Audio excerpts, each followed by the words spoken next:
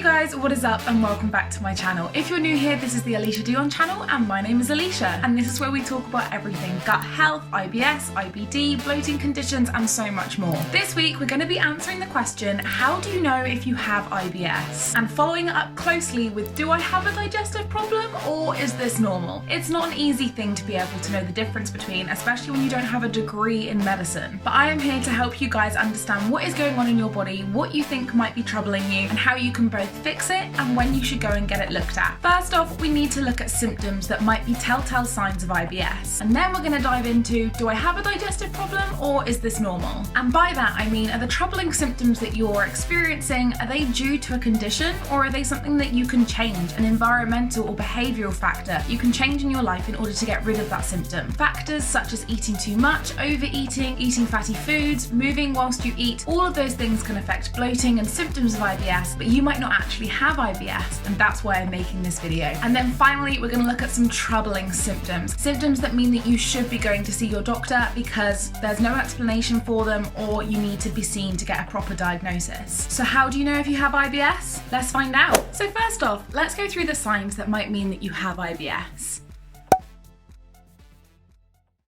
How do you know if you have IBS? Sign number 1, fatigue and difficulty getting to sleep.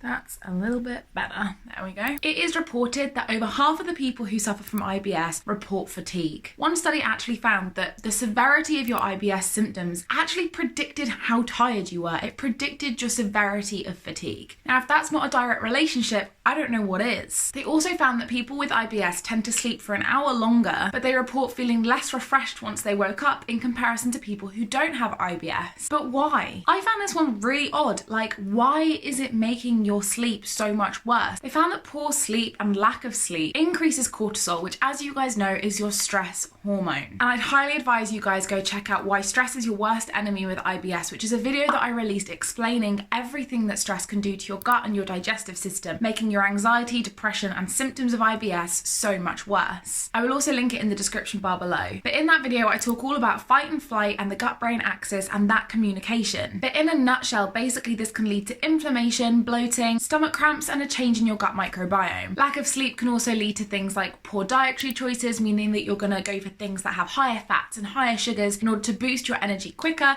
and get you through the day. There are just a couple of reasons as to why fatigue and lack of sleep are linked with IBS and could be a sign that you yourself are suffering with IBS. To be honest, that's it in a very, very small nutshell. And I'm actually thinking about doing an entire other video on sleep and IBS, but let me know if you'd be interested in that kind of video in the comment section below. So the first sign that you might have IBS is disturbed sleep. How do you know if you have IBS? Sign 2, stomach pain and cramping. Abdominal pain is actually the most key symptom and most common symptom for diagnosis of IBS. Don't worry though, I'll talk more about, do I have a digestive problem or is this normal, later in the video, because obviously there's lots of other things that can cause stomach cramps and stomach pain. Abdominal pain can be caused by IBS because of a weak or disconnected communication between the gut and the brain, otherwise known as the gut-brain axis. In people who don't suffer from IBS, their gut and brain communicate openly and freely, leading to beautifully coordinated gut contractions where the muscle movement guides food through the digestive system and out the other end without so much as a peep. Lucky them! However, if you suffer from IBS, these really freaking important communication signals get distorted and they lead to uncoordinated, spasming, useless muscle contractions that digest exactly jack shit and cause us all a lot of pain. I'm fine! Totally fine! I don't know why it's coming out all loud and squeaky, because really, I'm fine. So the second sign that you might have IBS is abdominal pain and discomfort. How do you know if you have IBS? Sign 3, constipation. There are 3 bowel types that can go hand in hand with IBS. Over 50% of people who suffer with IBS suffer with constipation predominant IBS. I have spoken so many times before about constipation and why it happens. But basically the movement of your gut, moving your food all the way through your system, this motion and contraction of muscle is called peristalsis. Now when peristalsis happens through your small intestines, water is absorbed from the food that you've eaten before it's turned into stool. Now in the case of constipation, this peristalsis is happening far too slowly, and this means too much water is being taken from the stool, leaving it really hard and difficult to pass, leading to the symptom constipation. You probably know where I'm going with this, but How do you know if you have IBS? Sign number 4 is diarrhea. Obviously, if we have constipation predominant IBS, there is diarrhea predominant IBS. Just about got through that. No. Diarrhea predominant IBS is the second most common type, and it affects around 1/3 of people who are suffering with IBS. In opposition to the way that it works for constipation, when peristalsis is taking place in your smaller intestines, when you have diarrhea, one of the reasons this can be happening is because it's happening way too fast, meaning food shoots through really quickly and no water is absorbed by the small intestines. This leads to a really watery, loose, and possibly even mucousy stool, and can be a really key sign that you're suffering from IBS. How do you know if you have IBS? Sign number 5 is a combination of the two reasons we just talked about. And this is alteration in your bowel movements. So if you feel like you don't belong to one of those categories, but you actually belong to both of them, and you're experiencing constipation and diarrhea on a regular basis, but they switch between the two, you are part of the third group of IBS sufferers, which is the least common and affects about 20% of people. So in a way, you guys are special. Don't you just feel really lucky? Probably not, because people who suffer with this particular type of IBS also seem to experience worse and more severe symptoms of IBS. All of them. All of the symptoms seem to be worse. However, it's really important to note here that people who are suffering with this symptom because of IBS will feel relief from their abdominal pain once they've gone to the toilet. So if you're in constant cramping and abdominal pain, and I will talk about this in troubling symptoms later, you need to speak to your doctor. Whether you have an IBS diagnosis or not, that's not normal. How do you know if you have IBS? Sign 6. Gas and bloating. Gas can be produced in the gut by IBS in many different ways. It may be that because of IBS you're not breaking your food down properly, and this leads to bigger chunks of food, which means that they're sitting there and fermenting. IBS can also cause gas production and bloating by not digesting foods efficiently enough, meaning that they sit there for longer and again ferment, or the pure stress on your body from dealing with all of the other IBS symptoms has caused an increase in cortisol and stress hormone, meaning that your brain has shut down digestion and food is sat there waiting for it to start up again, but because you're constantly in this fight or flight mode, it's not going anywhere and you're just suffering all the time. You're not alone with this one. In a singular study done for people with IBS, 85% of the people came back and said that they experienced both bloating and gas. So not only is this a sign that you have IBS, but it's a really common one. How do you know if you have IBS? Sign 7. Food sensitivity. I've spoken about IBS flare-ups before and bloating flare-ups and how they can be caused by foods that your gut doesn't care for. This can be down to, quite a lot of the time, disturbed gut microbiome, because if you don't have the right building blocks in your gut microbiome to break down the specific food, you're going to experience negative symptoms every time you eat it. If you want to learn more about your own body and what foods are triggering you, then I'd highly recommend that you start keeping a food and symptom diary and just see if there's anything that you can pick out that you think is really causing you big problems. Then, if you want to learn how you can strengthen your gut and possibly even fix any food sensitivities that you discover, I have made you guys a playlist. It's called Build Strong Gut Microbiome. There are 3 videos in that playlist and it should help a lot. So if you want to check out that playlist after this video, it's going to be in the description bar below. 70% of people with IBS report having certain foods that trigger them. So it's really, really key to invest some time into a food and symptom diary to figure out what it is, and then also looking into things like gut microbiome to see if you can fix it and reintroduce those foods. For example, when I first had IBS, I couldn't eat greens at all. They were the worst trigger for me. But over time, I invested time and knowledge into building my gut microbiome back up. And now I can eat pretty much all greens within reason. The only things I really stay away from are things like kale heads, but everything else I'm so much better with. I'm not kidding you. I couldn't eat spinach. Like a tablespoon of spinach would have put me in bed for 2 days. And now I can eat it with a meal without experiencing any real discomfort. Fabulous. Okay, well, won't be filming. They're gone. They never go that fast. Cool. Okay.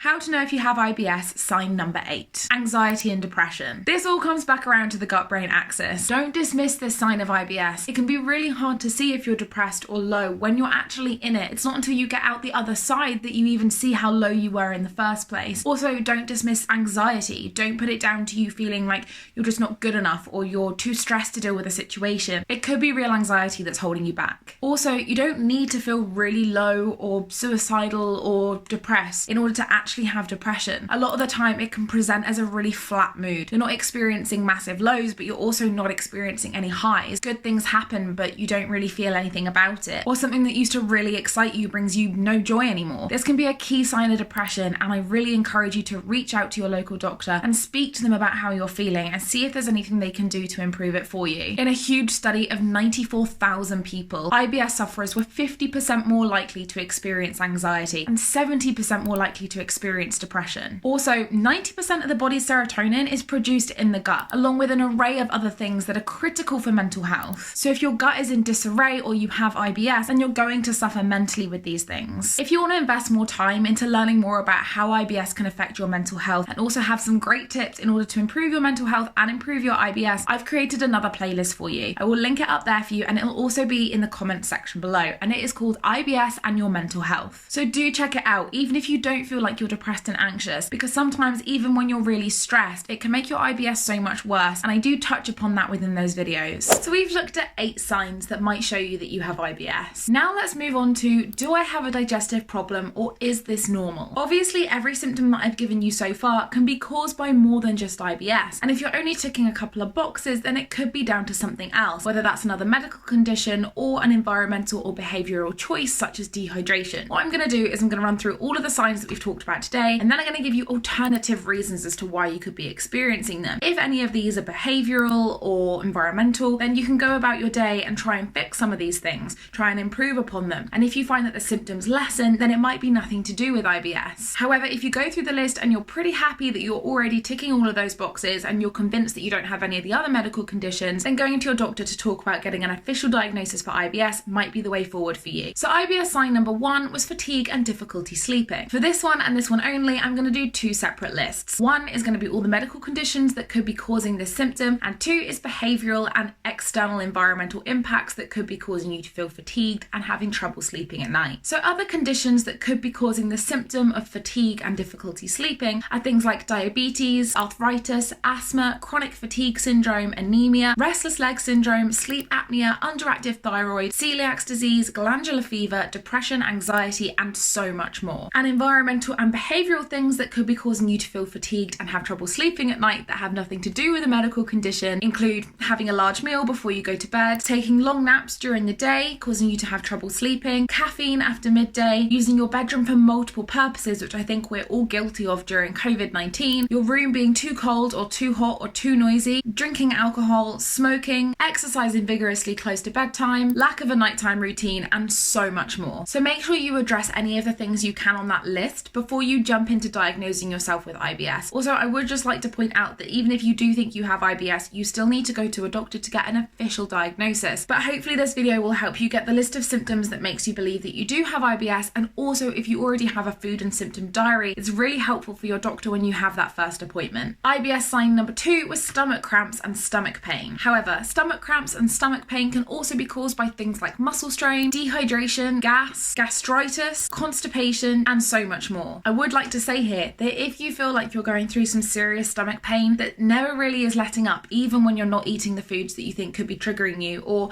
even when you do have a good bowel movement, you need to go to a doctor and you need to see them quickly, because that could be something that's seriously wrong. And again, I will talk about this in troubling symptoms. Sign of IBS number 3 was constipation. Other things that can cause constipation are a low fiber diet, dehydration, tearing, inactivity, stress, anxiety, depression, alteration in routine, and long periods of being sat still or lying in the same position. The 4th symptom that we addressed is diarrhea. Diarrhea can also be caused by things like alcohol abuse, allergies, some medications, diabetes, infection, an overactive thyroid, and again, so much more. The 5th one we talked about was change in bowel movements, so diarrhea and constipation, but never just one. This is the first thing on my list that I would say that if you're experiencing this and it's been going on for a while, I would go see your doctor anyway. Even if you don't think that it's IBS, or even if you don't think that it's a digestive problem, it's not normal and you need to get it seen to, and a qualified doctor needs to do an investigation as to why you're experiencing this symptom. The 6th reason we looked at was gas and bloating. I have 2 whole videos on reasons that you might be bloated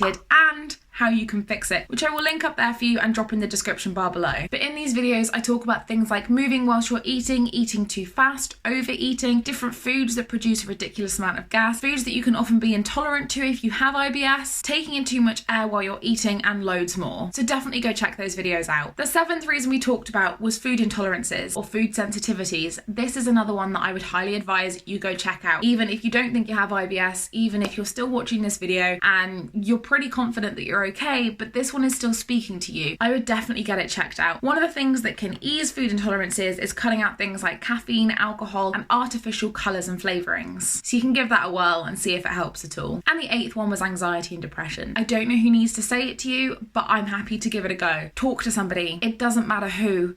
Just get it out there and get the conversation started, because you might find that once you start talking, all of this stress might kind of give way to all of these emotions that you've had pent up. And also it might reduce stress, which might stop fight or flight, meaning that your digestion kicks back up again, your bloating will reduce, but also it means that you can get to the underlying cause of your anxiety or depression. Or maybe it's just chronic stress. You just need to speak to somebody and figure out what it is that's causing it, because your health is so important. And I know it's a difficult conversation to start. I know that, but once you start it, you'll feel so much better. Finally, let's just touch upon a few troubling symptoms that if you're experiencing, you should definitely go speak to a doctor. The first one is if you're having abdominal pain and cramps, and when you go to the toilet, there's no relief. I've already mentioned this a couple of times, but that is a troubling symptom. And even if you do have IBS, you should still get it checked out. The second one, again, I've already mentioned, is if you're switching between constipation and diarrhea. Something's not right there and you need to speak to a doctor. And it could be so many different things that they're gonna need to do some tests. The third one is if you have a food sensitivity that is new or you have no control over, especially if it's causing any chest tightness, chest pains, abdominal cramps that won't go away, or any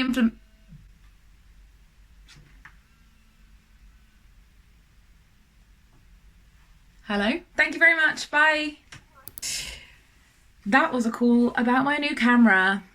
You guys are going to be on a brand spanking new camera. It is part of my birthday present and I am extremely excited. Where was I? That's the problem. I just lose track. Yeah. If you have a food sensitivity that's causing any chest pain or swelling of anything in your body, you need to get that checked out, because that could actually be a food allergy, not a food sensitivity. And even if it's minor, that doesn't mean that one day it can become worse. So make sure that any food sensitivities or food intolerances, you just double check them with a doctor. They might just say, yeah, that's absolutely fine, but it's much better safe than sorry. To be honest with you guys, troubling symptoms is common sense. And I would highly advise that anything you're unsure of, or anything you haven't had checked over by a doctor, you go get it seen to, because it could be part of a much bigger picture than anybody who's not a doctor wouldn't be able to see. It might all come together with something else that you were diagnosed with 3 years ago, and unless they know about it, they can't help you with it. Also, they might be able to recommend some sources or some books or something that's really going to help you to understand what's going on, and therefore lead to a better quality of life and less bloating, less constipation, less diarrhea, and less of those 8 really horrible symptoms.